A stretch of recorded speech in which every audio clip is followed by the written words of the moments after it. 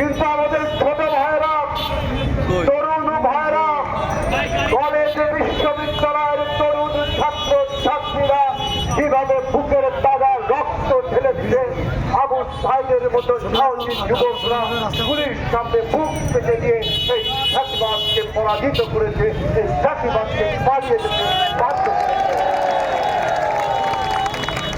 আজকে আমরা যে বিজয় অর্জন করেছি এর সম্পূর্ণ কৃতিত্ব আমাদের কলেজে বিশ্ববিদ্যালয়ের ছোট ছোট ছাত্র ছাত্রীদের। আমি প্রথমে শোক জ্ঞাপন করছি, বিজয়ী আত্মার মাগফিরাত কামনা করছি।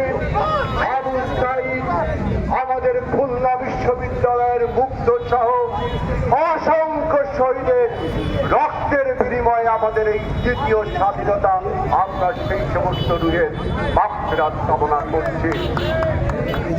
আমাদের নেতা তারেক রহমান বলেছিলেন দ্বিতীয় মুক্তিযুদ্ধের কথা আপনারা সবাই জানেন। সেই দ্বিতীয় মুক্তিযুদ্ধকে বিজয় অর্জন করেছি আমাদের এই তরুণ ভাইদের মহান আত্মত্যাগের মাধ্যমে।